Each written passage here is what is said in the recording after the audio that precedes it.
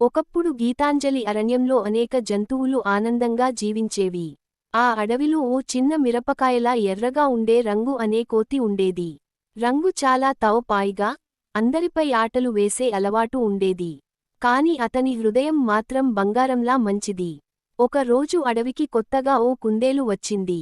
అది పేరు చిన్ను. చిన్ను చాలా భయపడే స్వభావం. కొత్త అరణ్యం, కొత్త జంతువులు, ఎవ్వరో తనతో మాట్లాడతారా అని అతనికి భయమేసింది. రంగు దాన్ని చూసి దగ్గరకు వెళ్ళి, ఎందుకు భయపడుతున్నావు? ఇక్కడ ఉన్నంతవరకు నువ్వు మా స్నేహితుడివే అన్నాడు. అలా చిన్ను అడవిలో కొత్త జీవితాన్ని ప్రారంభించాడు. కాని ఒక రోజు అడవిలో భారీ వర్షం పడి, నది వరదలా ఉప్పొంగింది.